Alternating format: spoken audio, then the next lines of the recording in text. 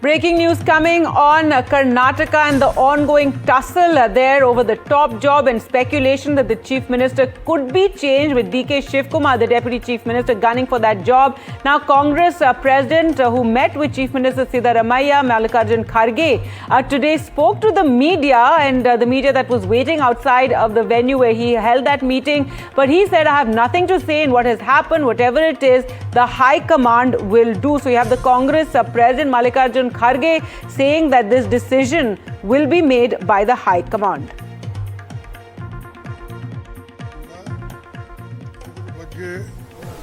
ಈಗ ನಡೆದಂಥ ವಿದ್ಯಮಾನ ಬಗ್ಗೆ ಹೇಳ್ತಕ್ಕಂಥದ್ದಿಲ್ಲ. ಅದಕ್ಕಾಗಿ ತಾವು ಪದೇ ಪದೇ ಇಲ್ಲಿ ನಿಂತು ನಿಮ್ಮ ಸಮಯನೂ ಹಾಳ ಮತ್ತು ನನಗೂ ಬೇಜಾರಾಗ್ತಾ ಇದೆ.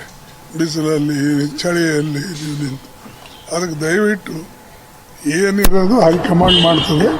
ಅದಕ್ಕಾಗಿ ತಾವು ಇದ್ರ ಬಗ್ಗೆ ಹೆಚ್ಚಿನ ತಲೆಕೆಡಿಸ್ಕೊಳ್ತಕ್ಕಂಥದ್ದು ಸರಿಯಲ್ಲ. Thank you. Well, let's go across to Ritu now for more. And Ritu, Congress President Mallikarjun Kharge, they're talking about how the High Command is going to decide and, telling the media that, there's no need to chase this up. But clearly that part tussle, the Congress having no solution to it. Well, very true. You see, this whole drama refuses to die down here in the Karnataka. Now, what we really saw a couple of days back, that the set of MLAs from the DCM, DK Shivkumar's camp, basically en route to Delhi to meet him. But however, he did not give them a brief time to speak about their demand and the request to the High Command. As that, they also remain to be, hopeful that the High Command would really listen to them. That DK Shivkumar should be made the Chief Minister of the state now that the state government has completed 2.5 years. But however, you see now the Mallikarjun Kharge also makes it somewhere very clear by that hint, saying that it's the High Command who will have to take a decision, because right now it's really not on the table of the High Command. They are not looking forward to any sort of a leadership change. But however, you see, these are the leaders of from the state, basically, who refuses to zip on the matter and remain to keep commenting on it. Now, that's the kind of pressure that they are, of course, trying to mount on the High Command, but needs to be seen, because what we are given to understand through our sources is that the High Command obviously is not looking for any sort of a leadership change, point number one. And point number two, any changes are unlikely for that matter, whether it is about the cabinet reshuffle or other changes within the party, the state government, in the next couple of months, basically till the month of Jan.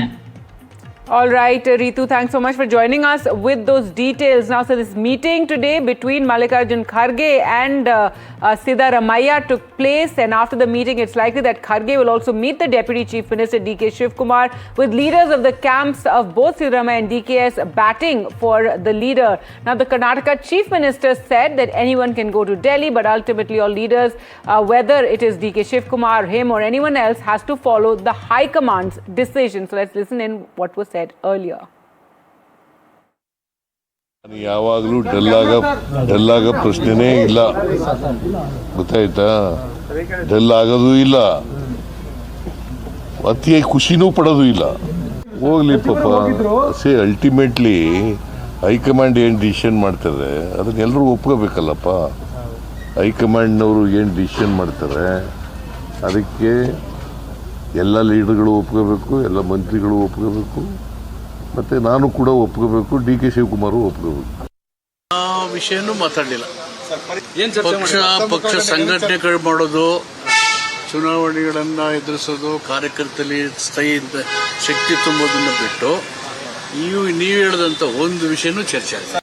ಸುಮಾರು 7.5 ಲಕ್ಷ ಕೋಟಿ ಸಾಲವನ್ನು ಈ ಸರ್ಕಾರದಲ್ಲಿ ನಾವೇನು ಮಾಡಿದ್ದೇವೆ.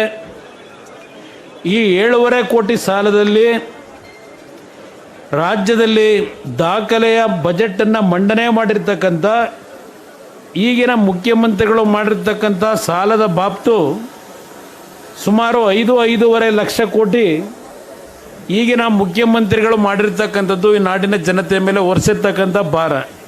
ಇವತ್ತಿನ ಈ ಕಾಂಗ್ರೆಸ್ ಸರ್ಕಾರದ ನಡವಳಿಕೆ, ದೇವೇಗೌಡರು ಹೇಳಿದ್ರು 28ರವರೆಗೆ ಇರಲಿ ಅಂತ ಹೇಳಿ, ಇರಲಿ ಪಾಪ, ಸಂತೋಷವಾಗಿ ಇರಲಿ 28ರವರೆಗೂ, ನಮ್ಮದೇನು ಅಬ್ಜೆಕ್ಷನ್ ಇಲ್ಲ. ಇವತ್ತು ಈ ರಾಜ್ಯದಲ್ಲಿ ಜನ ಬೇಸತ್ತೋಗಿದ್ದಾರೆ, ಕಾಯ್ತಾ ಇದ್ದಾರೆ ಈ ಸರ್ಕಾರನ ಎಷ್ಟು ಬೇಗ ಕಿತ್ತೆಸಿತೀವಿ ಅಂತ ಹೇಳಿ. ನಾವ್ ಯಾವಾಗ್ಲೂ ರೇಸಲ್ಲಿ ಇರ್ತೀವಿ ಕಣ್ರಿ, ಅದೇನೋ ದೊಡ್ಡ ವಿಚಾರ.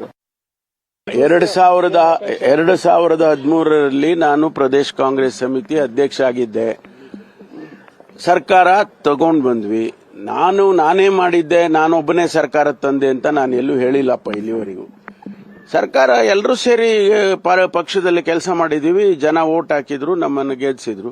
ಆ ಸಂದರ್ಭದಲ್ಲಿ ನಾನು ಪರಾಭವಗೊಂಡೆ. ಒಂದು ವೇಳೆ ನಾನು ಗೆದ್ದಿದ್ರೆ ಏನಾಗ್ತಿತ್ತೋ ಗೊತ್ತಿಲ್ಲ. ಅವತ್ತು ಹೌದು ರೇಸಲ್ಲಿದ್ರೆ ಸ್ವಾಭಾವಿಕವಾಗಿಯೂ ಪ್ರದೇಶ್ ಕಾಂಗ್ರೆಸ್ ಸಮಿತಿ ನಮ್ಮಲ್ಲಿ ಕನ್ವೆನ್ಷನ್ ಇದೆ, PCC ಅಧ್ಯಕ್ಷರಿಗೆ ಒಂದು ಅವಕಾಶ ಕೊಡ್ತಾರೆ. ಅದು ಕೆಲವು ಸಂದರ್ಭದಲ್ಲಿ ಆಗೋದಿಲ್ಲ.